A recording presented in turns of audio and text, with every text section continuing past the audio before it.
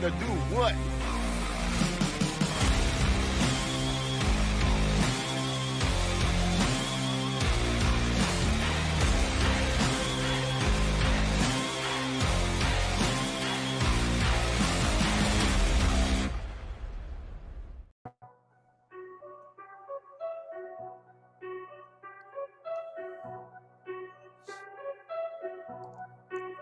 Wow, what a PLE trendsetter. What a PLE. This is Jeff Martin of the HSP Podcast, along with the trendsetter, and we are live on the Give a Shot Network with your HSP Survivor Series WarGames post-show. Man, so much to discuss, guys. First and foremost, hope you had a happy Thanksgiving, and we are bringing to you our reaction of what will be a very significant PLE. Well done. Such a good job by WWE, and we'll get to that. We'll talk about, of course, the men's war games, the women's war games, the Stephanie Vaquera, Nikki Bella match, and then, of course, Dominic Mysterio and John Cena. We are powered up by Bucked Up Energy. HSP is glad to partner up with Bucked Up, especially for Black Friday. Hope you guys got that sale going, but you can also follow HSP for all Bucked Up stuff. A lot of promotions there. And if you can't watch us, and listen to us on all podcast platforms. But make sure, though, the home for HSP is here on Give Us a Shot. Make sure you download and subscribe. Trendsetter, interesting PLE, man. How's your Thanksgiving, and what'd you think? Listen, great way to end your Thanksgiving Day weekend, obviously, because it was something that was so well built, I believe, in anticipation.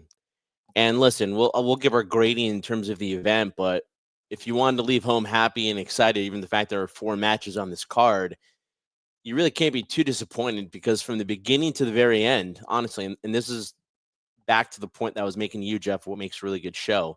To me, it's the energy of the crowd, the audience. Now, the image of that event being held in San Diego, where the San Diego Padres play, man, that looked amazing. They kept doing like overhead shots of it. Looked great.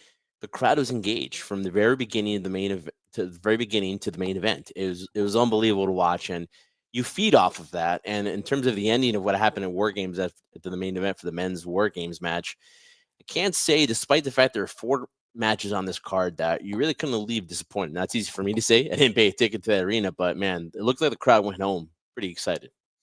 Listen, that post show was something else. It seems like it was an event in itself. Yeah. As we're wrapping up that post show, but before we came on and we saw it, I mean, the people were pouring out and they still had that energy, which obviously sometimes you want to leave, on a good feeling. And there was a buzz, a good feeling on that, especially when, I got vibes, trendsetter.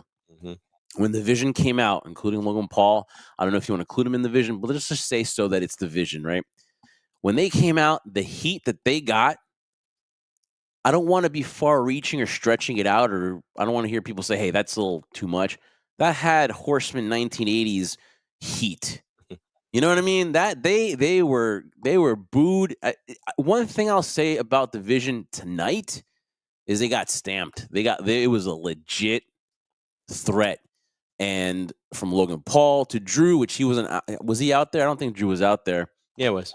He was. So it was Drew, Logan, Braun Breaker, and Bronson Reed, and they were legit. They seemed legit. They had that vitriol of heat when they came out, and San Diego let them know how they felt about them. So your thought of the Vision on the post show, did you feel that heat? Did you feel that just disdain, especially for Logan Paul? Say what you want to say about Logan Paul. That guy can attract nuclear heat. Just your thoughts on the Vision from the post show. Would you say that it's a reach, or would you say that I'm pretty much on point there? Because that was Horseman-esque heat. Listen, I'll be the first one to ever tell you that you're way off on a topic and embarrass you. I'll be the first one to ever do that, Jeff. But no, listen, when you looked at the post show and you looked at the reaction of that audience, you want that feeling. You want that feeling that, I wouldn't say it was nuclear heat, but it's the first time in a long time that I've seen the Vision in its first inception with Seth, and I was kind of like, I don't think this is going to work. I just don't feel anything. I don't care enough about it. Now with Seth obviously out of the equation, or so we say, or so we think, right? He's out of the equation here. Now with Bronson Reed and Braun Breaker, you're thinking, what's going to happen here? Adding Logan, now we don't know, like you said, he's official member of the Division, but again, just that reaction that people just hate it. But again, you talk about the post show, right? And then it was a great environment, and the crowd was there, and they're holding up their hands and just basking in that hate from the crowd, right?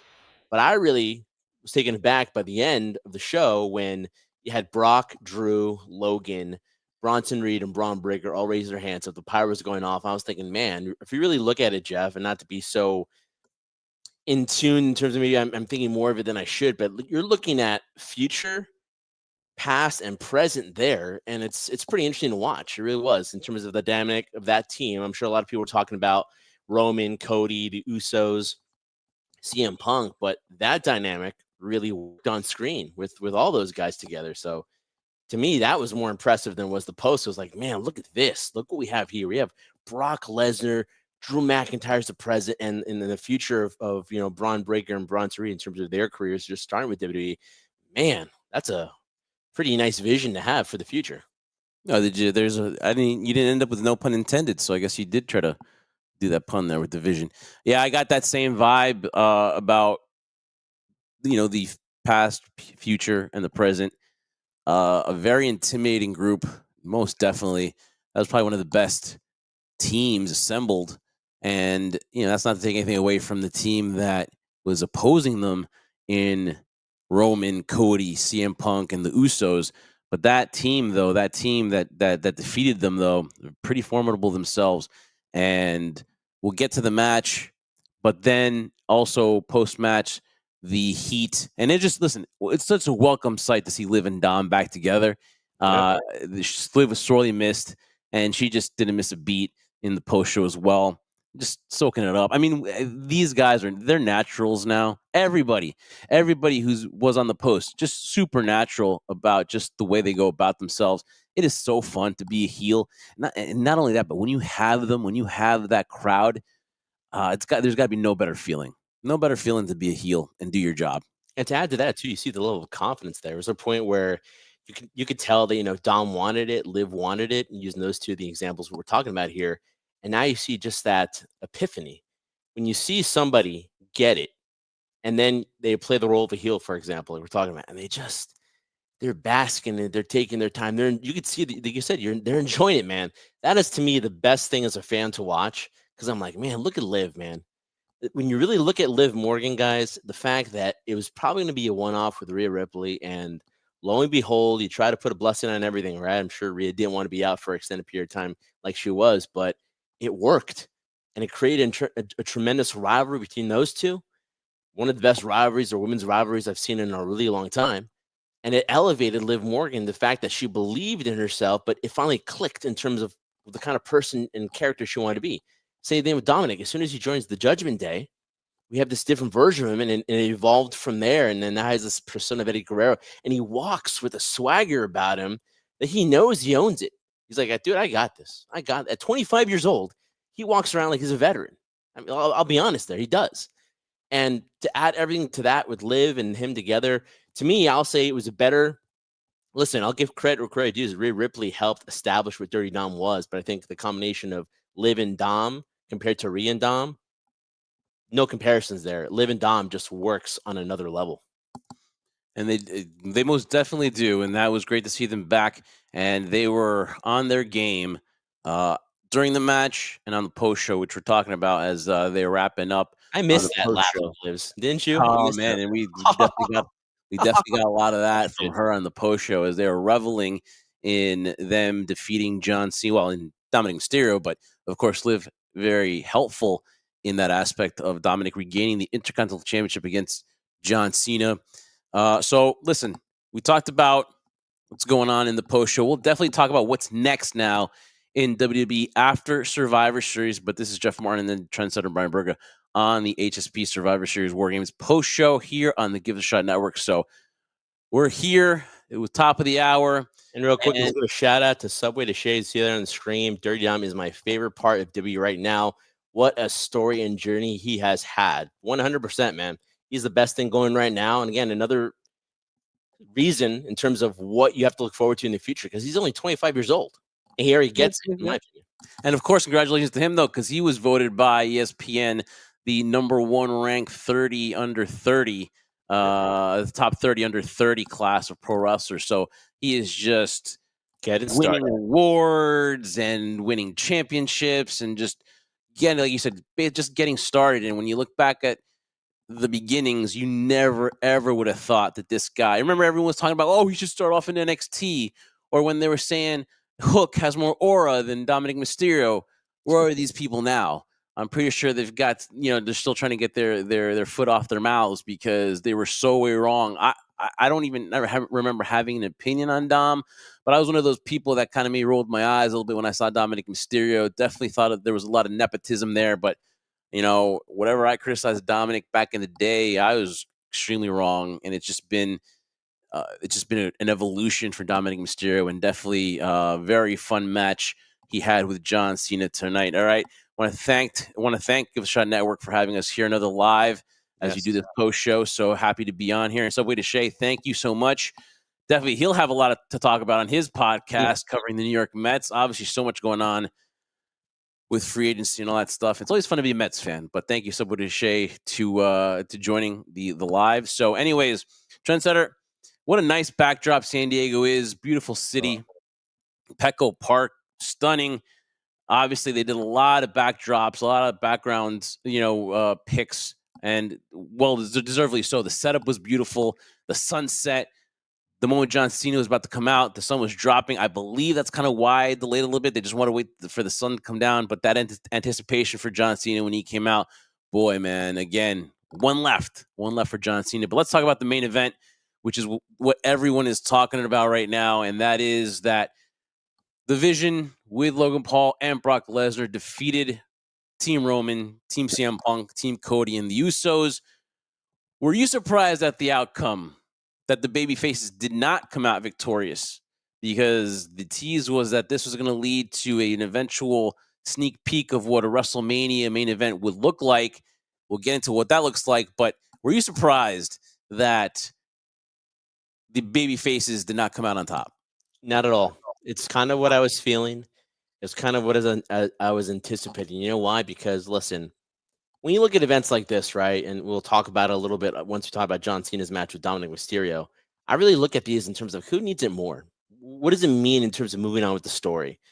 And honestly, when I looked at the team of Cody, CM Punk, the Usos, and Roman, I'm like, yeah, it's probably a one-time thing. I mean, they don't gain anything from beating this Vision team orchestrated by Paul Heyman. So to me, the right team won. I wasn't surprised for it. I was a little bit surprised at the ending, which I'm sure we're going to talk about, but no, not surprised. I think the right team won. And I honestly feel the right person got pinned and got the victory over that person in this match. I mean, Braun Breaker pinning CM Punk to win WarGames. I think that was the right move to make. Think about this. Bronson Reed is a tribal thief and has a victory over Roman Reigns. And now Braun Breaker, for all those people that were bitching, oh, when are they going to push Braun Breaker? He turned on Seth and then they haven't done anything. Well, perfect example today, he gets the pinfall over CM Punk, and now he automatically becomes made in that he can challenge now for that world championship, as Paul Heyman stated, the uncrowned world heavyweight champion. So it's amazing how all the complaining about Braun Breaker and his booking since that time that he turned on Seth Rollins. Well, look at that. In just one snap of the finger, now you're looking at Braun Breaker in a whole different light. And glad that Braun Breaker is okay, actually, as he took a crazy bump, landed right on his head and neck. And we're glad that he's okay because he definitely is the future. Let's go backwards. So as Braun Breaker gets the pin over CM Punk, you said that the right person pinned CM Punk and the right person lost. Let's talk about beforehand, though. Who is the mystery man? And I love the fact, Trendsetter, that they're playing on Seth Rollins' injury, him faking an injury, and this all being a ruse by Seth Rollins, which I don't think it's him. But then that question, though, remains, was it all a ruse? And could Seth Rollins be okay? I don't think it's Seth, but I love the way that the story was intertwined there Of course, the curb stop, a super kick, and then they want you to believe that it's Seth. And I love it that they didn't reveal who that guy is, because that is Yeah. a storyline that can go on. You didn't have to give a payoff at Survivor Series, because I think that this can go on for a while. I think this person can pop up for a couple of PLEs longer until we get the reveal. I might not even think WWE knows who it is yet. But though, that little intertwining of Seth Rollins faking injuries and wondering if this is just a big master plan by the Vision was really helpful. And what'd you think of them putting in that mystery person? Because we've seen Becky Lynch come in and take off the hoodie and the mask and everything like that. And it's Becky. We've seen the reveal of R-Truth. But tonight, it was very key that they did not do a reveal. And I thought it was brilliant. Perfectly done. That's all I can say. Perfectly done, because it forces us to talk about it. It forces people to continually talk about the fact that because of what happened at SummerSlam, everyone thinking, and Seth Rollins going on television and doing his stuff for CBS Good Morning Sports, Football. For Good Morning yeah, Good Morning Football. Football, And then talked these about his podcasts did. injury, that what he had done was equivalent to how he blew it out the last time, the previous WrestleMania where he was out.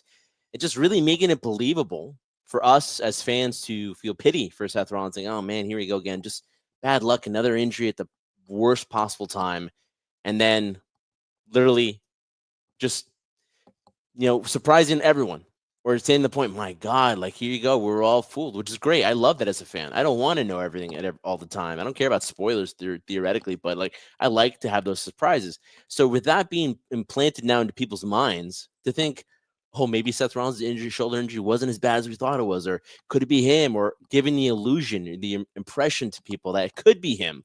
You would never think of that before, because you're like, there's no way it's him. Now there is a possibility, because now things are kept so secretly in a world that's not as secretive. That's awesome. I love it. I love that we're talking about it. It could be a variety of things. And more importantly, I love the fact that it wasn't paid off. You're right, that the person there didn't take off the mask. They did what they had to do. They did the curb stomp, and then they left. And I told you this too when we're watching it too. It's like, listen, and we'll spend more time talking about this now, but I just want to bring up this point real quick. We talk about people like Dominic Mysterio, right? Being, man, at 25, he seems like he understands the business really well. Brock Lesnar too. Somebody like, my God, this guy just gets it, right? But then you look at a guy like Braun Breaker, and the visual he gave when the camera's on him, like, who's this? Like, his shock of like, who, just a beautiful sell by Braun Breaker too, to just make it even more mysterious and more believable. The fact, like, oh man, like, Braun doesn't know who it is. He doesn't.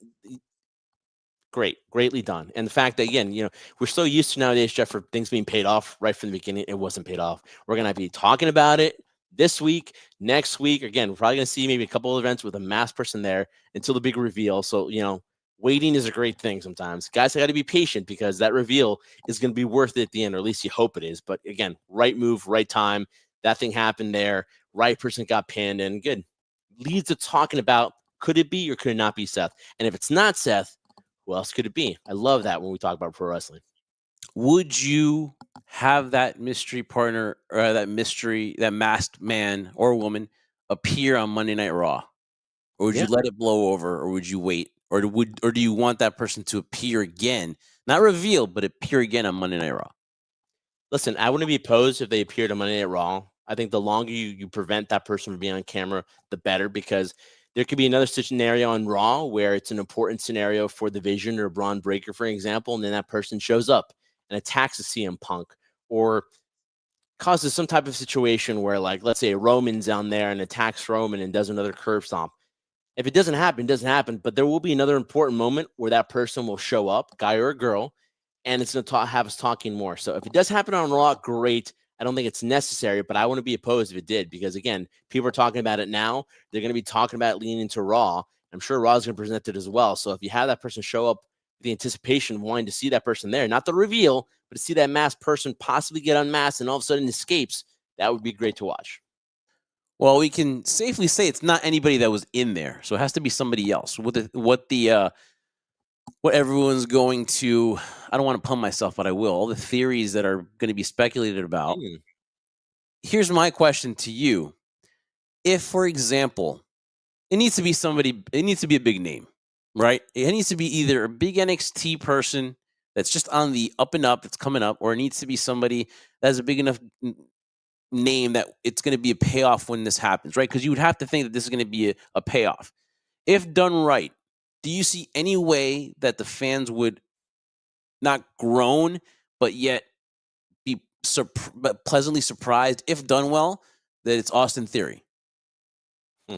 Or they do too much damage to it that when they see Austin Theory, do we need to see months of this build for this guy to be Theory?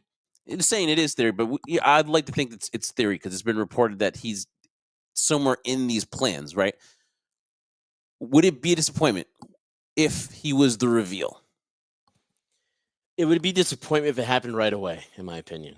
Listen, you talk about damage. I feel like WWE has really damaged our impression of what Austin Theory and what he was and what he could be impactful for in terms of what happened. Vince's idea, Triple H's idea, and now he was off. He's been off for a while due to an undisclosed injury. This would be great. Again, it would be the first time an Austin Theory has lined himself with a faction like Seth in the past when he was the Messiah. I just feel like if done right, it could be impactful. But being done right means that we have to keep milking this for all it's worth, in my opinion. Now, I know a lot of people be like, the debate whether, we talked about payoffs, right? Is it worth it? Why are we waiting so long for things to happen? Well, sometimes you have to, because this has to mean something. And if it is Austin Theory, for example, you can't have him just come on Raw on Monday, take his mask off and reveals him. He's got to be an integral part in some storylines where, or in this case, the storyline of the Division, where his presence or the presence of this masked guy is impactful enough to cause an uproar, where it's enough's enough and we have to find out who it is to leave it to that. And then when that's happened, then do you build it off of that? But again, this is just speculation that people believe, and I might think too. When you told me that when we were watching the show, that maybe it's Austin Theory. It's like, hey, that'd be great, but can it live up to the hype? Can we build this up a little further to make it worth it? And that's what the payoff is to me. It's got to be worth it. You have to build the anticipation enough where people are like, enough's enough. I want to see who it is, no matter what it is, and then be surprised with who it might be. Which in this case, I believe too, it might be Austin Theory. Because here's the thing, right? We don't want to get to a point where like you had the whole Austin McMahon thing, and these two guys are just so huge, and it's the big part of the show where like this is it. The focal point of the company, the focal point of WWE or WF at the time was Austin McMahon. So whoever was the reveal, and, there was no internet. I mean, there was internet, but social media where there was not a lot of people speculating, or you could die it down, but everybody had their ideas that it was all these people and Jake the Snake, Christopher Daniels, somebody that they were talking about, but it had to be bigger than these two or somewhere of a big name, right? So the thing though is, if you do go too long with this, and this is probably the main storyline on Raw, and it's going to be probably the main storyline going because it's spreading now into Roman Reigns and into him in the Vision, and it's going into CM Punk, and it's affecting Cody Rhodes. So it does intertwine. You don't want to go too long, and then the letdown be Austin Theory. I believe too. You have to book this right. This has to be a home run with who the reveal is. Because I think they teased us too when Becky Lynch joined the Vision. I think the rumors were of Austin Theory at that point. And then we got Becky Lynch really, pleasantly surprised, but we were like, oh, okay. Can they get that name going, circulating enough so they can get that feedback and saying, yeah, maybe we should pull the trigger and let this be Austin Theory? There's so many ways that you can test this, but I believe, though, that the person that is going to be revealed has to be a big name, has to be on par with all these guys, because you saw who's who tonight in that ring. But again, Jeff, by you just saying that, if it is Austin Theory, then it doesn't work, because Austin Theory, from our perception of him, we've seen him in his career, is not up to that billing. So it has to be somebody else other than him. But my question to you is, when you're talking about it in terms of what your feeling is, and I kind of thought the same way too. And then we were surprised when Becky Lynch was a masked, intruder, and it was her. I was thinking, I thought that was going to be Austin's spot, and maybe this was it, right? If it is him, again, guys, this is just speculation. Jeff and I talked about, just kind of making this up as we go in terms of how we feel it should be booked and who we think it might be. Let's say it is him. You just said to your statement, they have to live up to that billing, the top name. Well, Austin Theory isn't obviously a top name. He's going to try to work his way up to it. But the reveal is, say it is him. Is it enough that if the reveal is made and it's actually him, does that in a way kind of wash everything else and kind of help elevate him to that stature? I don't think so. That's why it has to be a while before we see who this person is. I think they need to book this person in more high profile matches so that we will feel that it is important why it is Austin Theory, because they've done a horrible job when Austin Theory was there wrestling. Yeah. Had him paired up with Grayson Waller, and they won the tag team titles at at WrestleMania, but ever since then they just stopped caring about them, and you kind of thought that maybe it was a backlash because he was Vince's boy, and then maybe Hunter wasn't really too happy with Austin Theory, and I think he had a lot to offer there. We've interviewed him and stuff like that. We seemed like he's got his head on his shoulders and everything. So something was missing. Something wasn't clicking. Now, if you put him in this kind of high profile, though, I think that time will be able to, I guess, make us forget. But it's going to be a lot of time transfer because they really fudged Austin Theory for the longest time. Yeah. But again, this is speculation that it's him. I hope it is him because I would love to see him back in that type of perception with the audience, perception within the company.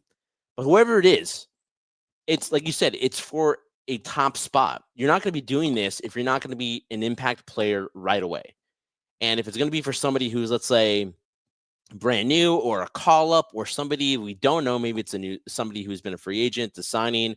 Hey, maybe it's Jericho, yeah, I'll throw that one out there. Maybe it's Jericho who's doing that, and he's actually aligned with the vision because again, he has, we haven't seen him in AEW, and there've been rumors going around that maybe he might come back. So whoever it is an impact player immediately, that it's an established star. Who it might be, we don't know. We'll think more about it and talk about it during the episodes we put out this week.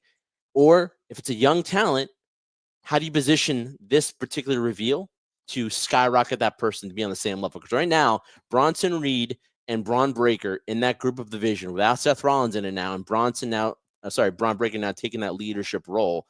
You got to be in that same level with these guys. If you're not, you're going to flounder. Look, when you put Logan Paul with those three, they all clicked. Like you said, they put their hands up in the crowd, and the crowd immediately booed them in San Diego because they have that heat.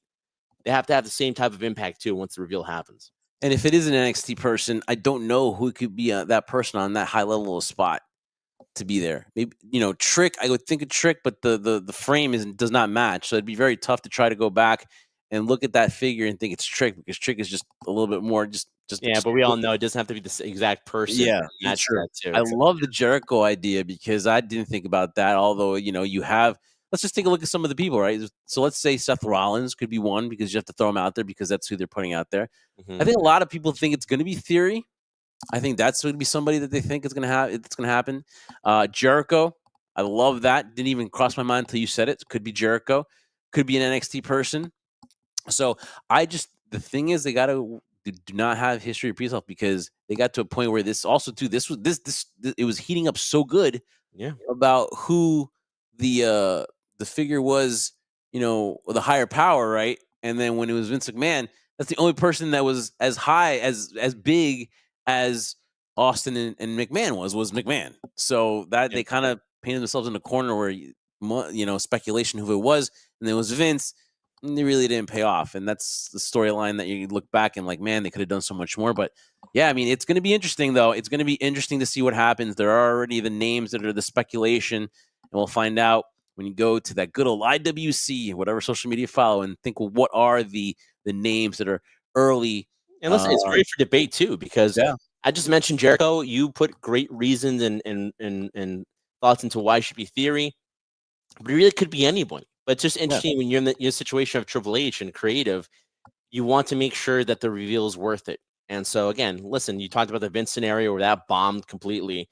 You hope this one doesn't bomb, but from a booking standpoint, I would like this to play itself out for a little bit longer so that anticipation grows. Who it might be, it's going to be a big decision. Can I throw another name out there now that we're talking about this? Because I'm joking. John Moxley. There's no blood, so they didn't draw blood. So I highly doubt this, John Moxley. How about that's MJF? No. How about LA Knight? Mm.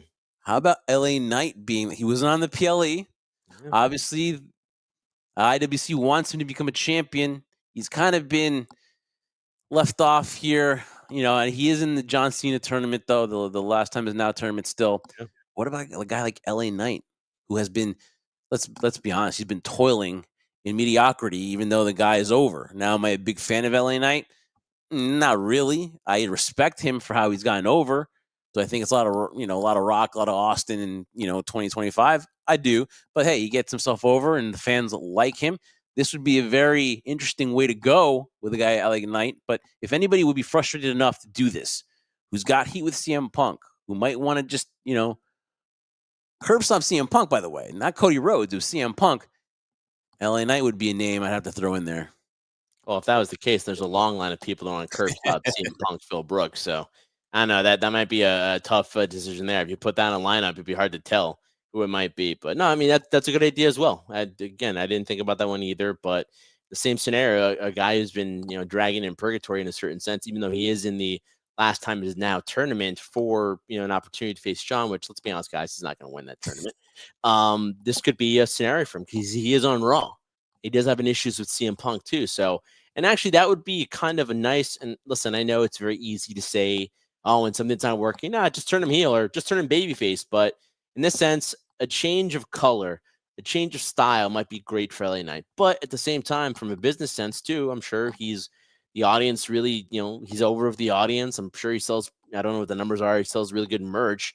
So I think right now in a scenario where you run the risk of having too many heels than baby faces, I like LA Knight more as a heel than a babyface. But again, that would be a good idea too if it was LA Knight. So those are the early projections, and obviously we can throw off names here too, but that's just a name that I thought too would obviously have some linkage there to the whole Vision storyline too, because you also have to have some kind of connection.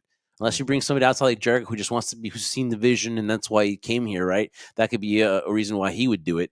But that would be another name that you could throw out to. So just the early names, though. And while you came up with Jericho, which was tremendous, I just figured I got to put this connection while the trendsetter's speaking so eloquently. I got to put in, I got to get one of my own. I just can't have him outshine me here tonight, and everyone think that he's on his game and I'm not. So LA Knight was my thought, was my early pick too. But I'm rooting for Austin Theory. But let's talk about the match. Trendsetter, it opened up with CM Punk. Great way to start it off. That crowd went nuts for CM Punk. Comes out in his Larry's dad jacket. It was pretty funny too. And then him and Braun Breaker started it. Obviously, the way you talked about the right person winning and taking the loss, I think the right people opened up that match too with CM Punk and Braun Breaker. Nice confirmation. People closed it too in terms of you had Brock was the last member of Paul Heyman's team to get in there, and then you had Roman Reigns. So obviously, it was just done well. It was really done well. I mean, that match was much better than the women's. We'll talk about the women's in a little bit. Yep. Drew McIntyre was next to come in. Obviously, he's got that history with CM Punk. So obviously the entrances here mattered and made sense because they double team CM Punk, and then you randomly go to the Hell in a Cell match between them two. So you're thinking you've already got that history, you've got those vibes. So that was real quick, Jeff. Let's also add the fact the dynamic was different, though. The way the arena was shaped, they didn't have space for a cage. Now, normally the superstars would be in a cage. In this scenario, at Petco Park, it was designed differently, where like they made entrances instead of being on stage and put in cages. So it was a different dynamic. How about 46,006 people there? Wow. And I think about less than a month ago they had 34. I think their capacity was at 35 or something like that. And then about a month out, I believe there was at 35. It was gonna sell out, but then it just picked up, and the next thing you know, 46,006 at Petco Park in that beautiful backdrop on the sunset, and then just a beautiful night in San Diego. Kudos to them. You talk about trendsetter. I'm going to sidetrack here. We talk about a lot of people complain about prices and demand, and I can't go with my family of 4. I can't go to WrestleMania. I can't do these PLEs. They're just, and I don't see anybody not going. Yeah. If you want to go, you'll go. Whether it's one per year or something, you'll find a way. These people are finding ways. Now, whether they do the secondary market and they wait till the very last minute, that's one way to go. I would do that. But right now, WWE is on fire. And everyone was burying WWE because they couldn't sell out one Raw or something like that, or the SmackDown's been bad because they did less than $1 million for the first time in like forever. Oh, the end of WWE. Yeah, well, probably not, because that was very impressive, the attendance. But we got that aspect of Drew and Braun Breaker and CM Punk. Cody comes out, so you have the two champions in the ring. Then obviously there's like a mishap where He gets elbowed and Punk gets split open. Mhm. He was bleeding for a little bit. And then there's a little bit of I guess, Cody's trying to explain himself, and then they try to pull off a doomsday device to Braun Breaker, and that's where everything could have just fallen apart. Thank God that Braun Breaker is good. I mean, Yep. we also were nervous at a knee injury that he had at SummerSlam. We were there for that, and we were like, oh man. And boy, this was really worse. And talk about a guy like Big E trying to analyze this, right? That's the guy you want to have on the panel to talk about that, because his career was ended on a spot where his neck landed wrong, and now obviously he's had to, basically, he hasn't come out and say it, but he's had to retire because of it. And you talk about a guy like Braun Breaker, who's like 25, 26 years old. That was just horrible, and that's the first thing you think of is Big E and him being in the crowd to watch that.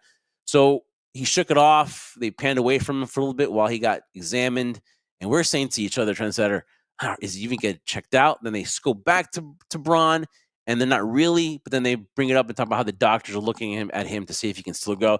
But still, all in all, Trendsetter, a crisis averted for Braun Breaker, because that was pretty nasty. That was probably the biggest, like, you could tell that the air kind of went out of the arena when that happened. Oh man, The mere fact that he did it and then landed clear as day. Even the announcer was like, "Ooh," and it was just, I was concerned. I really was. I was like, "Oh my goodness." I could care less about the match. I'm like, I hope he's okay. Oh, I hope he didn't like break his neck or got a concussion. And I was thinking the worst too. Not necessarily that he was injured or hurt, but there's concern for that. But I'm thinking, all right, now they're gonna have to find a way of getting him out of this match and explain it. And I guess, with Brock, he kind of explained the fact that the match hadn't really started, so he could have been taken out and be given medical attention. But listen, you want to question the toughness of a Braun Breaker ever? You can, man. This guy is literally like a machine. It's amazing he's got really no neck because it's so thick, his neck, that probably protected him. But you're right. I had visions of Big E too in the scenario, quite similar to that. Like you hope he's all right. And the mere fact that they had him going, in the back of my mind, I was also thinking, I hope this doesn't turn back to bite them. And you know what? Because I mean, that's a risk you're doing. But he looked fine after that and walked away with no serious, from what we know, no serious problems, because he's on the post show too. So you would think after the match he'd go straight to the hospital, but he was all right. Everything checked out. Supposedly he's good. But man, that was one where very early in the match too, it could have just destroyed the whole match and didn't, thankfully. But man, I was like, man, this match is gonna be blowing up because of this now. it would have been an interesting audible to see what they would have done, but obviously, thank goodness that we don't have to worry about that. And to be, to be 26, to be in the mid 20s and have a neck that thick, and probably, which obviously Biggie could have had it worse if not for his neck and Yeah. everything like that, for him being thick and everything like that. So obviously, to be that bulky and to have that, that extra stability for your neck is a blessing. So hopefully he's all right. Logan Paul comes out, he's next, and then again we find out that Braun Breaker is fine. Jimmy Uso comes out, brings in the table.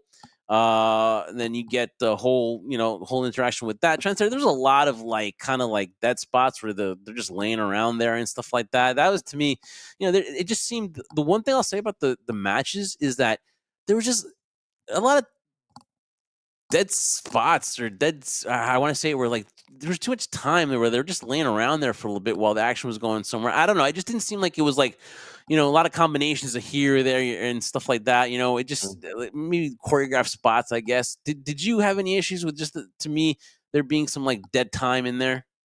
Well, so from the aesthetic standpoint, when you have like a scenario happening when the ring, one side of the ring, and all of a sudden they're taking a wide shot and you see everyone laying down, and you're thinking it's been 5 or 6 minutes, they're all laying down right now, and you know what people are going to be defending, Jeff? They're gonna be like, well, they're just selling. Okay, Yeah. just selling. Okay, no, I get it. That's a great defense there. But then when you have somebody do a spot where they're being spiked on top of their head, or a spot where they're driven into the post, and then they automatically get up after 5 seconds as if it meant nothing. I'm sorry, you lose your defense in that. Where like, come on, guys, you could do more than just lay down on the ground. You could do other stuff on the other side of the ring where you're being kept away from what the action where the camera is now. But the mere fact there's that shot with Brock, and everybody, even at that point, it looked like everyone on Team Vision, I'll call it, was laying flat on the opposite side of Yeah. the ring, and Brock was on the other side, beating up all of CM Punk and Cody Yeah. Rhodes' team. That's what's very noticeable right I'm there. like, come on, guys. It's like, I know we're not idiots. I know We're not this we're is not all make panning it like believe. that where you could see Like, that. There's come a lot on, of guys. You could have done a better job. Done something else than just lay flat on the ground. Come on. But whatever. uh I didn't, I'll complain about it, but it wasn't the biggest sin out there. So comes next is Bronson Reed, and it's Tsunami Central after that. Uh, so then Jey Uso is the next man to come out. They talk about how Jey Uso is 3-0 at WarGames, which is a great stat. So I love the throwing of the stats and everything like that. It actually adds legitimacy to the event, right? When you have stats like that. So I thought it was good, and it was a yeeting fest. After he kind of was able to get in his thing, and they replayed the yeeting, so it was a little bit of the entertainment portion, and I can see where rubs a lot of people the wrong way. The traditionalists here that were like, "Come on, man, this is the WarGames match. This is a serious matchup. This is like obviously a lot of hatred and everything. There's no time. There's no yeeting in WarGames, right?" So that was kind of a little thing too, where like, yeah, maybe just an old fart when it comes to that stuff, but I was just like, maybe no re-yeeting during the match, and then came out and then the only time maybe the fans that don't like Brock Lesnar like them is that he interrupted Jey Uso, and he comes out to you and just, I'm in awe of this man. Obviously, this guy is just something else. And I really hope that the people that are busting on Brock, who think they know the story, or they think that they're just going to judge of something that didn't end up happening, can go back and be like, this mother effer is one of the greatest attractions of all time. And when he comes out, guess what? Asses still look at him, okay? He is still a draw. And he comes out there and he just F5s everybody. And one of the smart, and listen, I know story wise it is, but one of the smartest moves too by one of the most underrated smart guys in the business, and that is Brock going outside of the ring, because they made a emphasis on talking about how if you leave or you go to the ring outside the ring, you forfeit the match for the team. So a lot of people were like, "Is Brock here does not aware of the rules?" Well, yes, he was freaking aware of the rules, because before the War Games officially started, he waited for Roman Reigns and tried to impede him, but he got not one, not two, but three Superman punches. But good old Brock, you can't keep him down. He Yes. F5s Roman Reigns into the table, throws him into the cage, and you're thinking, God, one of the smartest MFers of all time, because he's trying to wear down Roman Reigns before the match starts. Trendsetter, are you at all surprised by the smartness of Brock Lesnar? No, and I think that's something that I think honestly, when Brock Lesnar decides to hang up his boots or hang up his gloves and no longer is going to be part of professional wrestling or anymore sports entertainment, I think there'll be a long look. Listen, and there are a lot of reasons why people dislike Brock. And again, I'm not going to negate the rumors that have been out there in terms of the reasons why people are in an uproar of why he's back now still. But when you look at it just from the standpoint of being an entertainment, being in WWE, he's captured this mindset and psychology of wrestling better than anyone I've seen. And we're really going to miss the fact that, and I know people get upset with the comparisons, and I really don't care, but I feel it's true. Now, I didn't grow up during the time of Andre the Giant, and I've seen scenarios where I could tell he was a larger than life character, an attraction. And that's what Brock is. He's a once in a lifetime attraction in Brock Lesnar. When he's gone, people are going to really miss that aspect of Brock Lesnar, because he's the only really believable athlete I feel that he has right now that is that legitimate and that over, that he's an ass kicker, he's a badass. He could be a cowboy, he can make the crowd cheer him, boo him. His in-ring psychology is Yes. amazing. Not great. He's not great on the mic, but it doesn't matter because his in-ring psychology is above anyone else, and you can't replicate that in terms of experience. He got experience the hard way and had to learn it the hard way and got brought up here. He didn't have a performance center or anything like that. He was just thrown into the fire and learned at a rapid rate. The only other person I compare it to would be Kurt Angle, but that's a different story, though, in terms of picking up so quickly. And we're going to miss when he's gone, because you're never going to see an individual or an athlete like him ever again in our life, I feel. Excellent point. And also too, not only that, but to me, I believe, as I catch my train here, is he's a ring general. He sees it. He sees the next move. The psychology, you can't teach that. And you want to say that he's, when he was younger, he obviously, listen, from when he was younger, he grasped it. It's just that he didn't want to do it. And he was in a crossroads of his career and whether he wanted to do this, but that time off, was good for him. He did his other things, UFC, NFL, and he came to here and he's contributed so much. And while Andre, to me, sometimes took stuff personal into the ring where he would hurt you, I only can think of one or two times where Brock did that. And obviously, the famous one is the receipt he gave Braun Strowman, but that's a receipt. That's something personal that he takes. Andre wouldn't like you, and he would toy with you in the ring. I don't see Brock Lesnar has ever taken liberties on anybody. So that's why a guy like Brock Lesnar, believe it or not, to me is a leader, and a lot of people can learn from him too. And then again, I don't want to seem like this is the Brock Lesnar kiss ass hour here on Give a Shot Network that's presented and powered by Bucked Up Energy. But towards the end, you saw it. You pointed it out to me. He's there with a little girl who, and he's interacting. So you see that Brock Lesnar is also respectful, and you don't know what he does backstage and stuff like that. Obviously, he didn't come out on the post show, but at the end of the day, Brock Lesnar will go down as, to me, the greatest attraction of all time. You're obviously right, and you pointed out to me though the little girl too. Though I don't know if someone will probably point that out later on videos and stuff like that. But just your thoughts though, like what about Brock not taking personal stuff into the ring, like maybe like Andre did? No, I mean that's a fair point right there. He has never, and I'm sure people will talk about the match he had with Randy Orton at SummerSlam where he was elbowing him, and Randy Orton bled the hard way, and then there was a big altercation in the back because most people thought, hey, this is real. He's taking liberties, and it was actually discussed between Brock and Randy Orton. But again, yeah, you're right. He's never done that. He's always kept it professional and business in the ring. Can he be a little careless at times? Can he be a little bit too aggressive? Maybe, but again, that's part of the industry. It's not ballet, as they said. It's part of his persona, his ability to make you feel it's believable. Because yeah, a lot of people are like, hey, when Brock Lesnar before he left, he was a wrestler. He wrestled. And this whole suplex thing it's so dangerous. Yeah, you're right. I get it. It's probably not a walk in the park for people, and people hate taking them, but it made it popular. Suplex City was built up of John Cena and the scenario that he just ran with it and became more of this ass kicker. He wasn't a wrestler anymore. He was just an ass kicker, and he did it and has done it really well. And the last thing I want to say too, to your point too, where like, yeah, a lot of people complain the fact that he's not a people person. He doesn't like people. Like he wants to like go to the event, get paid, and leave. I've got no problem with that. And then people were complaining about him. He wasn't defending it every single time. Well, listen, he was Roman Reigns before Roman Reigns. No, I know. Let's be honest here. Yeah. He was that before that. And then it wasn't a big deal that Roman wasn't doing it. Oh, they're extending it. Well, the same one for Brock. Because when he defended it, same as Roman, it became an event to see. It wasn't defended every single PLE. It wasn't defended every single Raw, like in the old days, you and I during the Attitude Era. It was defended when it was defended, and when it was an attraction to watch in itself.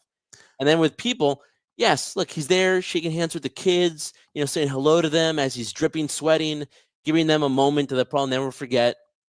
Hey, listen, he's not a people person, but he's not a horrible guy either in terms that he at least acknowledges those fans and doesn't not like people. Yeah, I mean, he doesn't like a lot of people, but at the same time, he's not this guy who just wants to get paid and leave. He contributes, not only in his ring psychology, his ring generalship, as you talked about, but the mere fact, too, that he acknowledges things that maybe we don't see on a day-to-day basis with him.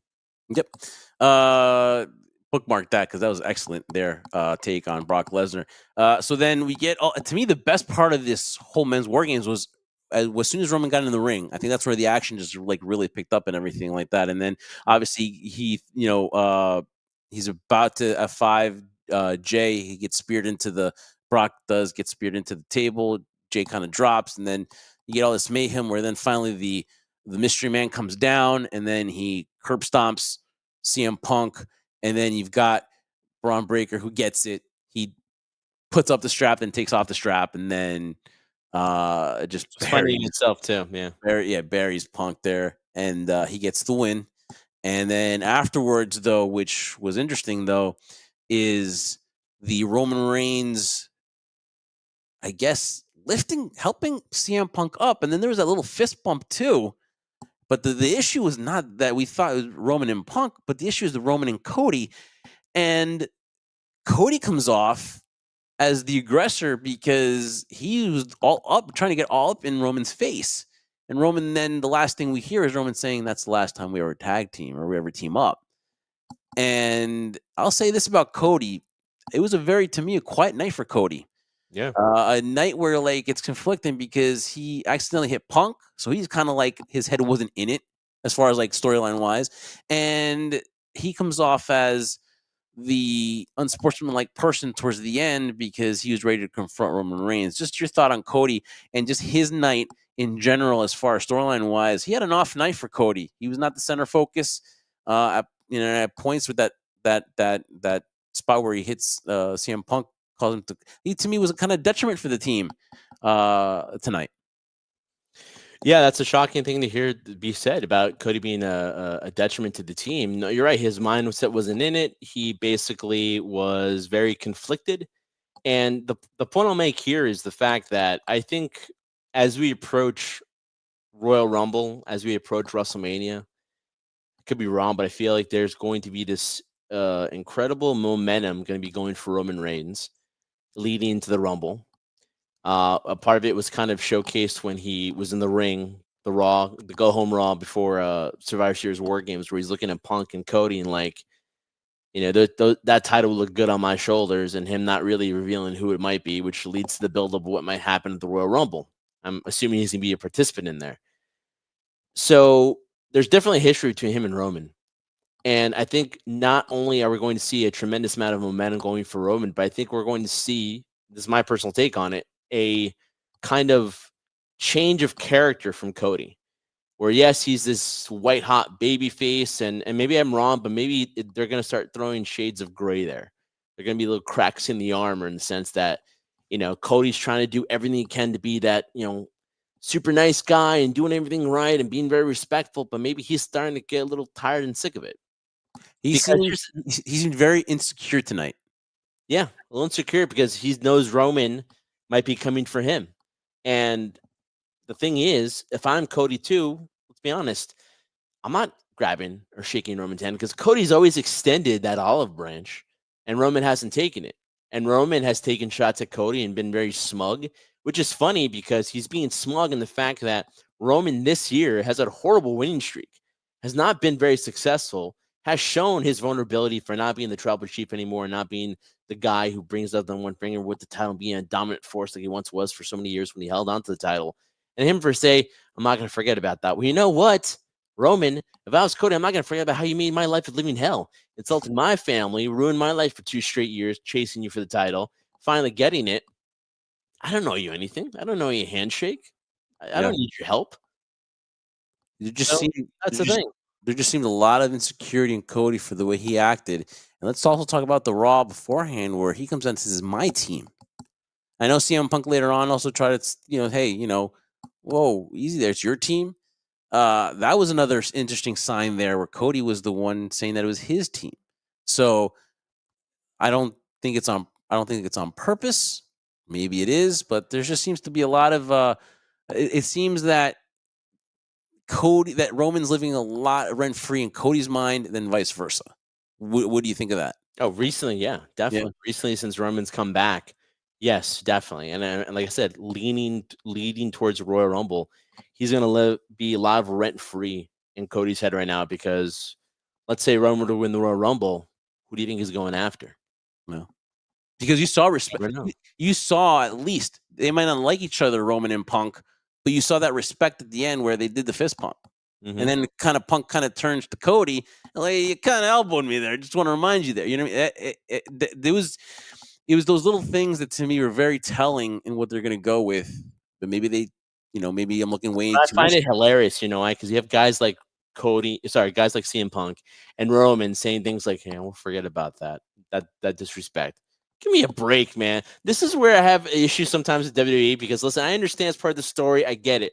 I'm not an idiot compared to that. I don't take it too seriously. I'm like, come on, do you think we're dumb too? Look at all the stuff Cody, like Roman has done as disrespectful with Cody. And we're going to be upset and be like, oh, well, why didn't he shake his hand? Cody's supposed to be QB1 and supposed to be an example. Are you kidding me? Would you do that to somebody else too? And this whole thing with CM Punk, hell yeah, you elbowed me in the face. This is a man in CM Punk, Jeff. Honestly, and I want the people to react to this, who has never, ever apologized for anything he's done because it's never been his fault. It's always been a wrong place, wrong time for somebody else, but it's never been his fault. So I love it. So obviously Roman and Punk are in that what's the name of that movie? Zootopia? Is it Zootopia? Mm-hmm. and someone yelled, and as soon as they helps, oh, he helped him up too. And I forgot about that. He helps him up, and someone yells out, "Zebros." That's great. That's great. But yeah, no, they're in that movie, so uh, that's pretty good. But again, though, there is that respect though, so it's gonna be interesting to see what goes on with that. And then Jey Uso now goes back to the last time is now tournament. See what happens with him. And Jimmy Uso, I guess, goes back. I guess eventually we'll start teaming again with with Jay. So to me, we'll see what happens there. Yeah, I'm but more interested in what happens with the Vision, because there's a lot of ways they can go. Braun pin Punk, or when are we going to get that? Bronson Reed beat the tribal chief, and he's a tribal thief. You could say that he deserves a shot at the world championship. yeah, Logan Paul seemed very like taking it in, but Logan Paul talking about how he saved Brock Lesnar. Would we see Brock versus Logan? Um, the Vision may have come out on top, but there's a lot of stuff going on with the Vision, the mystery person. yeah.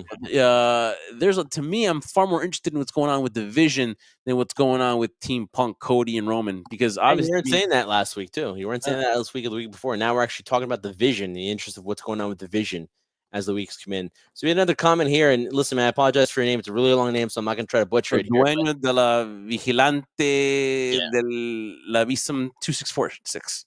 God bless you, Jeff. There, good for something at least. That jump at the trash can is disappointing. The girl can be seen signaling to the others with one hand before jumping on it. Because my trash can is very PG, it should be rustic and rusty. Yeah, it should be. But again, listen, I understand that point, but listen, they're going to try to promote it. Like, listen, they're promoting the turnbuckles. They're putting promotions in the ring mats now. The LEDs on the ring everything. If you the tables, those tables are Slim Jim tables now, not regular tables. So unfortunately, it's just the world we live in now. And listen, that women's Wars game match. Listen, the trash Should have been can just a was the 5-on-5 least of their elimination. worries of how Should bad have it been a 5-on-5 elimination. There's no ands, ifs, or buts. And if you want to see rustic and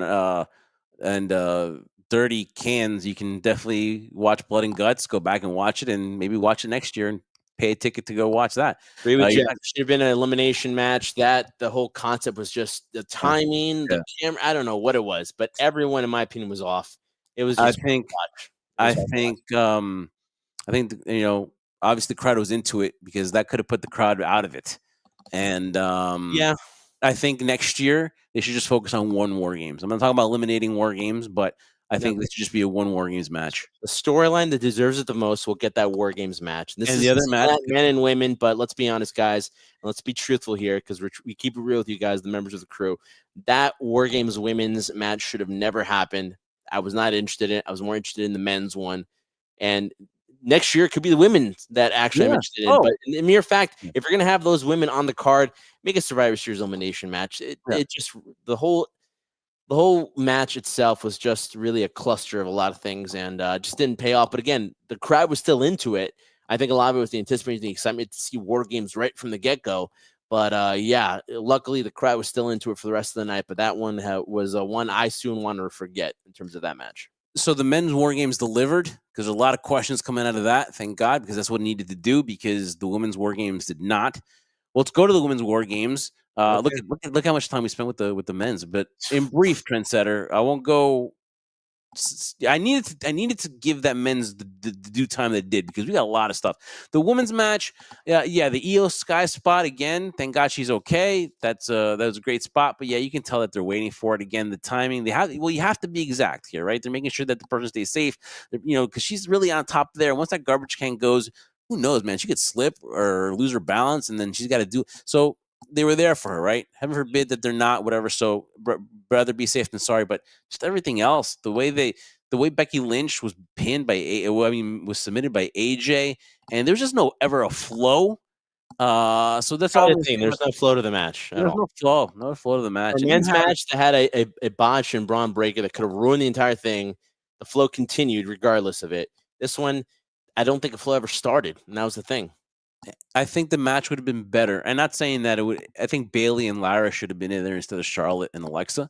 And Alexa was good, but But I just think, to me, Lyra and Bailey worked their ass off, and I think that they have more of a reason why, um, they should be in there, even though they did not lose the tag team titles like they did. See, the correlation is that they lost the tag team titles to Kyrie and Asuka. That's why they deserve to be in there.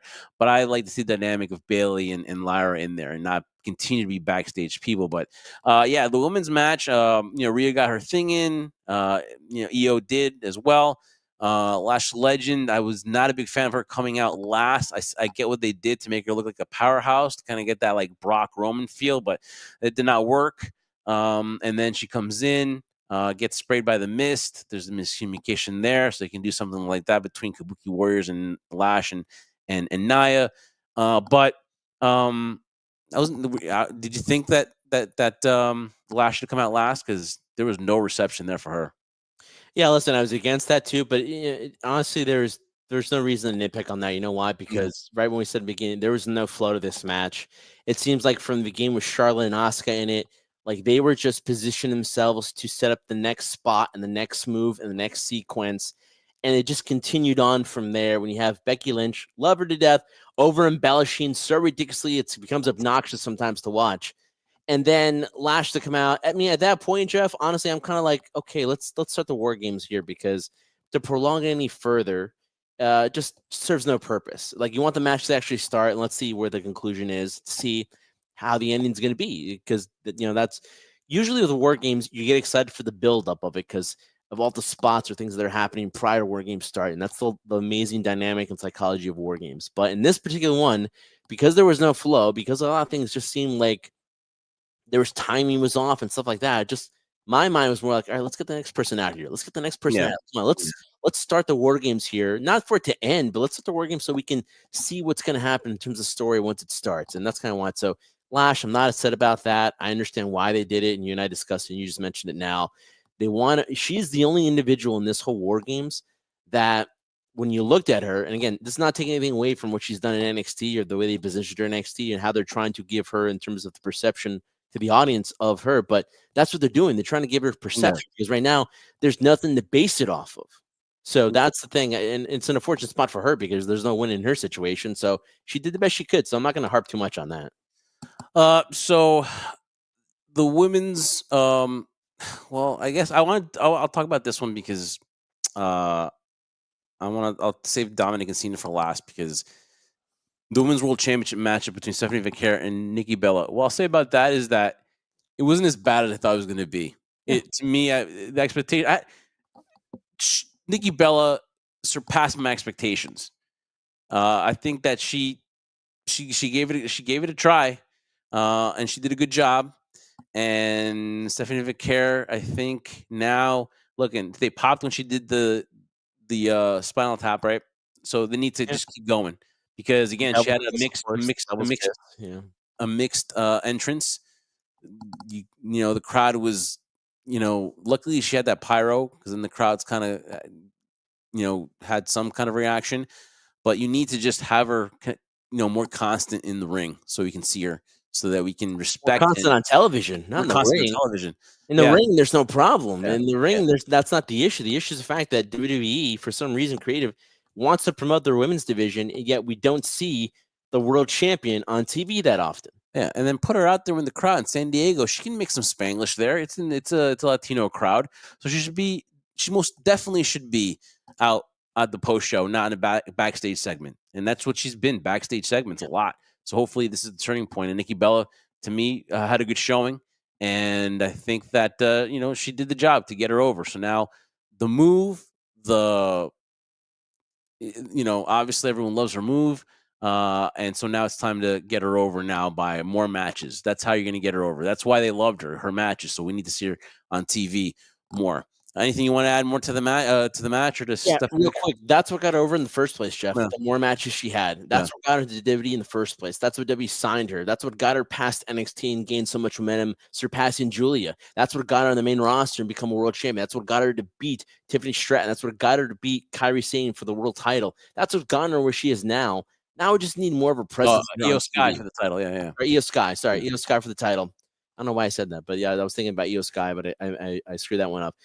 That's what got her in the position in the first place. Secondly, to Nikki Bella, listen, Congrats to Nikki Bella. This is what she should have been in the first place. I do not see Nikki Bella as a babyface. I'm not hating on her. She's just better as a heel, and you saw that. The difference when she came out, the way the crowd reacted, that is Nikki Bella. That's the Nikki Bella. That's the Hall of Famer that everybody likes, Nikki Bella. So I don't know if it's done. I think there might be another scenario where the two will meet again.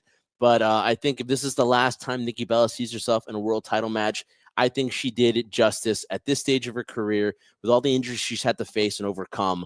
Listen, she did a great showing, more than people expected with Stephanie. And with Stephanie, I just hope this woman's on TV more because nobody can have more momentum, and yet you're not putting them on TV. Doesn't make sense to me. She got over and then came in with a lot of hype when she was starting from NXT coming into WWE, and then she got moved over to Raw. And she's more than the Devil's Kiss. She's more than that. So hopefully this is the beginning of Stephanie Vaquer. More matches on Monday Night Raw, and then we get to the one trendsetter, which obviously, like I said, the backdrop was amazing. After the women's War Games, we needed something, right? And then we got we needed something. We got the sunset, beautiful sunset, and then you get Dominic Mysterio come out, and then he's waiting, and then John Cena comes out. He goes all over the crowd, and then again, it's unbelievable to think that this is going to be his final PLE, his Survivor Series, and a lot of people are going to say there's a lot of shenanigans, but you needed that. And it was entertaining. It wasn't too much that was overdone.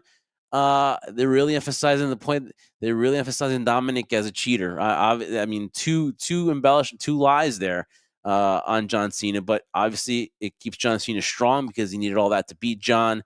And then, first of all, with the faking the shoulder injury, which congratulations. I thought that's something that happened because you saw that with Penta. I think that's what they did. They kind of used the Penta injury too to make us think what was going on. That something had gone off script. And that was great too. Roxanne and Raquel. Roxanne got it in. Raquel as well. So congratulations. Good for them. They were part of John Cena's final match. And then we have Dom just pulling all the tricks in the book, unzipping the boots and everything like that. And then my prayers are answered. Liv Morgan comes back. Liv Morgan comes out. And if you notice, she's wearing like the Liv Morgan before Judgment Day kind of stuff. And you're like, okay. And then as they're trying to get a ref down there because they knocked out the referee too. So they had to knock out a referee in that match as well. And then she comes out and then she hits Dom. And I'm like, what? And then you're trying to think, what did he do? Was he just too much talking to Roxanne, whatever? Because that was kind of like, a little unjustified there. And then even for him being Dirty Dom, it's a little unjustified. And then she turns around, storytelling again, trendsetter, storytelling again, because what happens? John Cena's like, wow, a little taken aback. Then she jumps on Cena and gives him a hug. And then I'm going to tell you this, trendsetter, where she took it on a whole different level. The eyes, you saw it in the eyes, brother. That sinister look that she gave John Cena, which is all too familiar, folks. If you remember, John Cena got a taste of his own medicine, and then she kicked him in the yam bags, and then that was it. And Dom comes out victorious, and he is your new Intercontinental Champion. And there you go. There it is right there. Look at those eyes, and look at the stares from John Cena when he turns back on Cody. Exactly the same thing. Storytelling 101. Great job. Great ending. And then towards the end, obviously, Dom and Liv is carried out, holding all the titles. And who better than Dom right now, right? Who got it better? Dom does, right? Great match. And that was John Cena's final PLE of his career. He'll go down as, I believe now, 178. That's his record on PLEs. 100 wins, 78 losses. Shaking my head because I can't believe that's it. One more for John Cena, but your thoughts on the match. Listen, it was a good match. I wouldn't say it was a great match. And like all these shenanigans were purposely done for that reason. I really felt going into it that it was going to be a scenario where I felt Dom was going to win. Wasn't quite sure if Liv was going to come back. I heard it. You were mentioning it to me before too. I was like, okay, well, why would Liv come back then in the scenario? Because the whole thing with Liv being away was the fact that Dom was becoming friendly with Roxanne. And this was going to be another scenario where it looked like, and they stopped doing it, but it looked like he was becoming friendly with Roxanne. And then when Liv ever came back, it was going to be a similar situation that she was dealing with like Rhea Ripley, and now there's this new thing you've been kind of replaced, and that was what led to the slap. But then, similar to you, I was like, well, why are we doing that now? Like, why are we doing this in the sense of turning her face when there's no reason? Like, there's hasn't been any build up off. There hasn't been a build up off screen while she's been away to justify that. But then the hug with John Cena and the eyes and then the kickless. And if that had to happen to me in order to hug Liv Morgan for that extended period of time, I'll take one for the team, right? But yeah, just a great job in the scenario where that comparison perfectly done. And, listen, it had to happen because the whole thing was about building up Dominic. So I really thought John was going to lose it. There at some point I was thinking, hey, could he carry this into his final match? So let's say, for example, he faces Gunther. Gunther becomes Intercontinental Champion, and it continues on because he was one of the most dominant Intercontinental champion of this modern era, right? That's not going to be the case. But again, I wasn't surprised. I thought the right guy won. Shenanigans were a bit much, but again, at the end of the day, Jeff, we get Liv Morgan back, so I'm happy. As for John Cena, man, yeah, kind of bittersweet and nostalgic, but again, it just showcases the fact that John has mentioned this prior to his retirement, during his retirement tour, that he wants to leave the company better than what it really is. And when you help establish a star that's already kind of established now, but you give him that, that cloud or that rub, as they say, because now you had him get beat by him. It just adds on to Dominic's career, as what John has mentioned before, time and time again. He's more concerned about the future of WWE. And we do something like that, do the favor for a guy like Dominic Mysterio, it's really helping set up the future. So congratulations to John. A really good match. Now one more left in the book, and that will be the end. And I think, honestly, if there's anything left in the tank, which a lot of people have said since, AJ Styles and since his last one prior to this one, like, man, there seems to be so much more there. He's going to let it all out come Saturday night's main event. So enjoy for what it is, guys. It is what it is. I mean, I understand John's mentality. I don't like the way he talks and he dictates it very politically correct and stuff like that. But in all honesty, he wants to leave on a high note. He doesn't want to leave when he has nothing left in the tank, or it's so bad where, listen, we had the same situation similar to the Undertaker, where it was difficult to watch at times. It's like, this isn't the same guy. I don't want to look at somebody as what they once were. I think that's really strong in John's mind. It looks like it still go, but I think he's going to let all out for Saturday night's main event. Yeah, but the problem is, Trendsetter, though, is like, yes, the match is entertaining, but if you look at John Cena's whole run here as a whole, right? It's not. It's been horrible.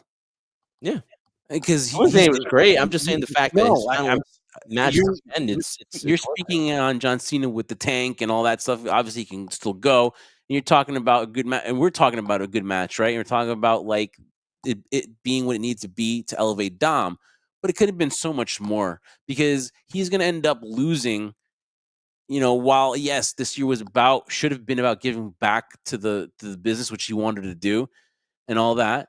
And we got some nostalgic matches for about 26 dates or so that it was done. It just could have been so much more because you're going to have John Cena lose twice. There's going to be no momentum as far as and at the end of the day, it's not going to matter hindsight because it's all about John Cena, him saying goodbye. No one's going to, 5 months from now, maybe somebody will, but no one's going to bitch about that he lost to Gunther. Let's be honest, it's going to be Gunther, right? That he lost him, whatever, in his final match because that's what John Cena is going to do. He's a company guy, although John Cena has every right to win that match, right? But it just, in the grand scheme of things, this whole run has been horrible. It has. Listen, I'm not going to argue with that. I mean, we're going to have a whole special on talking about this in depth. But the scenario is, Jeff, is that I can't go back and undo that. All I can look at from my perspective is what's in front of me right now. And what's in front of me is one last match. And you can't undo the horrible stuff that was done leading up to this one match when he said he only had 27 or 26 dates on his card. A lot of it, I like to blame The Rock for that. But the real scenario is that, yes, you're right. In every point you've made, it's been a valid point, but I can't undo that. All I can say is it was a good match. It was a good way to send off his final PLE by making somebody better than what they once were, or kind of really establishing what Dominic Mysterio is as he continues on, because he's going to be bragging about that to be so obnoxious that it's going to be great. And on to this one, yeah, he'll lose 2 in a row, or he may win his last one. You never know, right? Because it's been surprised this entire time, but I don't think that makes a difference. I don't think it makes a difference because at this point, being on a winning streak like he was and winning the Intercontinental title and to lose 2 in a row and on his way out the door. Honestly, I don't think that means anything. I can't believe I'm saying this about a guy like John Cena, Jeff, because I never thought I would, because I despise the character, not the man, the character.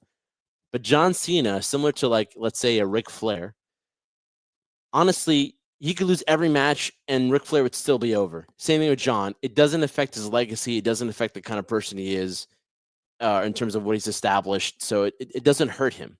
So by him losing his final match, which we all expect it's going to happen, because usually that's the tradition that everybody does, the quote unquote pay the dues or get somebody else over on your way out. It doesn't hurt him. It stinks because going back, we're going to reflect on this and like, oh my God, really? We could have done so much better. What was the heel turn for? This is so stupid. Why do we do this? Screw The Rock. But it doesn't matter because it's going to be irrelevant, because when the match is over and it's 1, 2, 3, and whether he wins or loses, which I think is going to lose, the crowd's not going to care about that. They're going to give him a standing ovation. There might be tears in his eyes. Michael Cole's going to cry weep like a baby because he just said he doesn't know how he's going to react when it's all over. And it's just going to be appreciation of thanking him for everything he's done for over 25 years and sending him off. And will he do a speech? I think the over-under will be cut off like Goldberg. I don't know. But yeah, I think that's what people care about right now. It's final match. I don't, they worry about what you're talking about too. And I get your point where you're coming from it. But right now, after this match, all I'm thinking about right now is tonight's main event, how that one's going to be and how the ending's going to be for that. So listen, let's be honest. When you go back to watch this event, you're going to watch two things: Cena, Dominic, see Liv return, see John Cena, and all that, and then you're going to see the men's War Games. Yeah, and then you can, even if you wanted to, you could even just go to put it to the where Brock and Roman have their encounter, and you can watch past that. It's not one that you're going to go back and watch it every match. It wasn't the greatest War Games of all time, but no, star-studded for the men's, yes, right? And then we found out, as far as like stuff that we found out, the takeaways from this show is that next year, just focus on one War Games. That's all that's needed too. Because honestly, the whole time I was psyched up when you heard the Ozzy, like you're saying, when you hear him, I'm thinking about the men's War Games match. I'm not thinking about the women's. That song goes so well with this PLE. I think it should be a staple. That song should always be part of this PLE. And if you're ever going to retire, don't ever announce it, because W is going to screw it up. So I don't care who you are. You could be a jobber or you could be the top star in Roman Reigns. Never announce that you're going to retire. Just go off in the sunset like everybody else does. There's a misconception that you should be upset about everything WWE does. And there's some times where people get clout because they're angry all the time, that they have anger towards certain companies and stuff like that. But when it comes to this, I can be upset about the War Games and not being a women's 5-on-5. I can be upset with Stephanie McMahon and Nikki Bella. It should have been a match for Raw, to be honest, right? It should be something more of a highlight for Stephanie McMahon, put her on a bigger stage and in a bigger profile match. I know Nikki's the WWE Hall of Famer, and I'm not harping on her, but it just needs to be in a more kind of like prolific match where Stephanie should be put on, right? If she's your women's champion. But again, though, I'm going to sound, if I do that, and then WWE goes, well, listen, if we have a problem, we wouldn't be having 46,606 people in the arena. I wouldn't have a post show where it looked like there was more people in the post show than there was in an arena. I'm not going to yell off the top of my lungs and bash Triple H because, hey, has it been a little bit predictable? Could there be different things? Could they promote people different? Are there people that are, to me, being forgotten or sidelined? Or the 4 matches, which is the thing too that I get pissed off about, is the 4 matches transgender. Why not 5? Because have 5 matches. You know what I miss? You have like 5 hours of pre-show. Can we get a pre-show match? Can Ilya Dragunov? Can there be a U.S. Open challenge at least, whatever, or something like that? That to me is where that point. Is it deflecting the fact that you and I have talked about this before for other PLEs, only 4 matches? That still hasn't deflected the fact that people are still selling out the arenas. I know. So it's like if you're WWE, I get your point, Jeff, and I understand. I think it's a valid point too. I feel like, why can't we get 5 or 6? I'm not saying have 12 matches or 13 matches, but maybe 5, 6 a good number to put some more people on the card. Because again, I still get shocked that AJ Styles wasn't even on Survivor Series, or like Ilya Dragunov wasn't on Survivor Series. The Women's World Championship wasn't on Survivor again. And then Triple H's defense would be like, well, you want to save time. You don't want to put jam pack a show. It's 4 matches, man. 5 or 6 isn't a lot to ask for. But again, it doesn't deflect the fact that even for a 4-match card, people still sold out that building. Dude, Complex is working. I was on the website because they're showing how, like, there was a great article on Instagram that I saw, and obviously it's about fashion, whereas WWE's with street fashion, right? And Yeah. dude, I had to scroll down to find cheap shirts, like $20 shirts, but dude, there's shirts that, like, for example, Jey Uso's wearing, those oversized ones, like the gym that you like so much, that you Yeah. $500 See? for sure. And they're making hand over fist money on these conventions and the signings, all this stuff. If business is good, then obviously they have the right model. Then that's what it's come down to, and I have to get used to the times. Well, If the the right company, model for them, because if we're comparing it, we don't agree with the model. But again, who are we? We're not them. We're not making a tremendous amount of money that they are right now.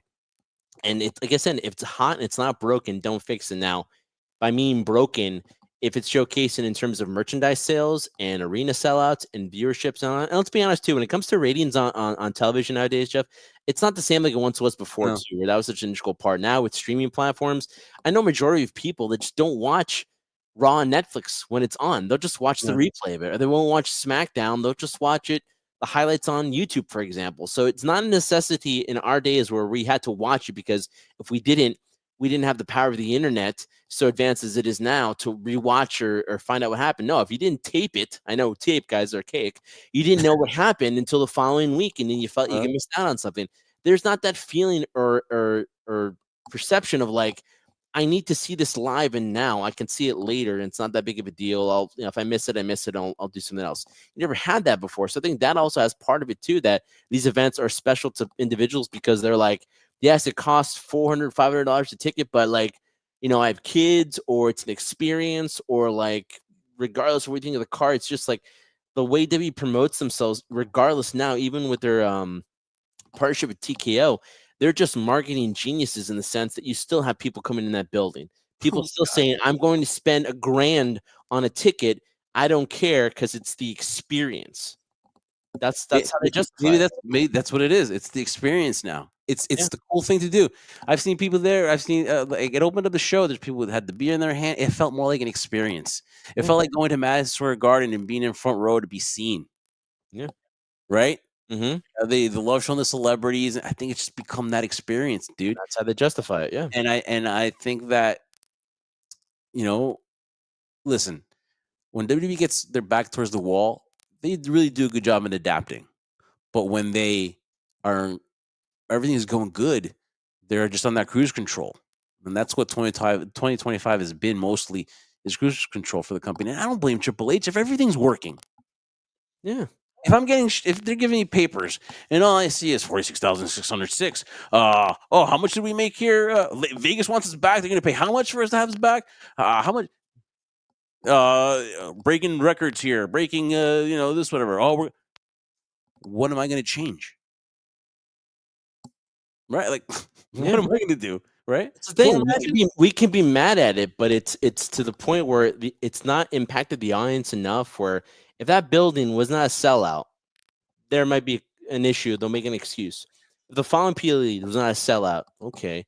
You Third guys, one, and more people are not buying tickets, and not going to these events, and they're tarping things out. That's where I would feel they would have to look at the monetary. Something is not working here, because the amount of prices we're putting out there or whatever is not working, and they're going to try to rectify and try to correct it. But it's not working right now. People are still going to these events. you guys waste your time in posting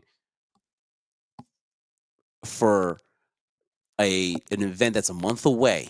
You spend when you see all those boxes in blue that are blue yet because it's still a month away. You guys spend way too much time reposting that and putting your opinion on it, because at the end of the day, it's a month away and that thing will sell out. It will come pretty close, and you wasted your time and you wasted your life. And again, with bitching about ratings, there's no reason. It's pointless for you to waste seconds of your life to repost and laugh at WWE or laugh at WWE about attendance and stuff like that, or ratings, especially ratings that don't matter anymore. It doesn't. because the Other than that, dynamic of ratings don't exist anymore the way we know it all and remember it to be. So posting it is one thing. You could post about it. But in terms of, is there really any validity behind it nowadays? Whether you're saying like, oh my God, look how terrible AEW is doing. But when you look at AEW as an example, and use them as the best example because that's always a comparison between WWE and AEW. Yeah, their arenas aren't selling out. They're going to smaller arenas, but they're still doing deals with streaming platforms. They're selling it to Max.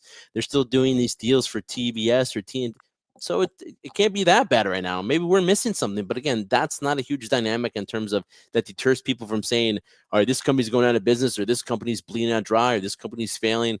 We don't know that, to be honest. What I look at it from is the perspective of, one, people are talking about it. They're always going to be talking about it on the internet. But like when you look at an event like the Survivor Series, four matches, and that place was sold out. Unbelievable. that move to ESPN was genius. Yeah. It was brilliant. Nick Khan, he could lead me. He could lead me anywhere he freaking wants. That's how good he is. That ESPN, they were all over the place this past week. ESPN's kept their end of the deal, and all it is just more mainstream because ESPN, which I'm surprised, but they've made it look legit. You've got Stephen A. Smith asking all these questions, being personal, asking all these things. It seems like also too the anchors are into it. They're not laughing it off. To me, that's the best thing that they've done. May not be good for me, you, or Pocket, but it is for theirs. It was brilliant, genius job by them. What's next for WWE Trendsetter? We talked about that, and what's next is December 13th, Saturday night's main event. The Last Time Now tournament will conclude. There will be a winner, and that winner will take on John Cena in John Cena's final WWE match ever. So it's going to be an emotional night, December the 13th, Saturday night's main event, available on Peacock, and that will be John Cena's final WWE in-ring match. His career will be over. And wow, that is going to I can't believe that we're here at this point right now. 14 days left in the career of John Cena. That is going to be an emotional night, and we'll be with you here on the Give a Shot Network. We will be here live for another post show and talk about that and discuss it. But that's what's next in WWE Trendsetter. It's going to be an emotional night. It's going to be emotional. I'll just leave it at this real quick. The fact that that'll probably be the most watched Saturday night's main event, I think, in history, or the most current history, because of just everything it's hyped up for. It's going to be basically a show that's going to show their dedication and appreciation to John Cena. It's going to be a John Cena appreciation show with Saturday night's main event as the background. 46,606 tonight. Mostly have to do with John Cena. The highest rated Raw was the MSG show with John Cena. John Cena can still freaking draw. That's one thing. That's one thing for sure. Trendsetter, I want to thank everybody for joining us here on the Give a Shot Network live on our HSP Survivor Series WarGames post show. Really enjoyed it. We hope everybody had a great Thanksgiving as we enter the holiday season. Make sure you stick with HSP here. So if you haven't done it yet, subscribe. And if you can't watch the show, you can listen to us on all major podcast platforms. Make sure you download that as well. And then follow us on all our social media at High Spot Podcast. Close to 44,000 on Instagram. That's you can catch us a lot. And also to almost 12,000 on HSP Media. So thankful for that as well. And again, just so happy to be doing these for you guys. And also, too, we're powered up by Bucked Up Energy. This time, I promise you, we're going to put the link for you down in this one so you can get your free sample of Bucked Up and then get all those goodies for the holiday season. Bucked Up Energy is officially powers High Spot Podcast HSP. Trendsetter, close this as you do so brilliantly every single episode. Yeah, thanks, man. Appreciate that. Guys here, all the members of the crew watching this, we greatly appreciate you. You guys have been an integral part of why we do this. We love it. We love you guys interacting with us, again, with your comments, whether it be in the videos we post or in the live streams, the Instagram lives, everything. We love you guys participating in this because you're in it with us as well, guys. So we love it. So from our tag team partner, Jeff Martin, I'm the trendsetter, Bryan Berga. We are the Jersey Wrecking Crew. This has been another episode of a very successful, I feel, YouTube live here, talking about Survivor Series, Survivor Series WarGames post-show reaction, guys. Can't wait for the next one. Remember, we do this for one reason and one reason only. We do this for you, the crew.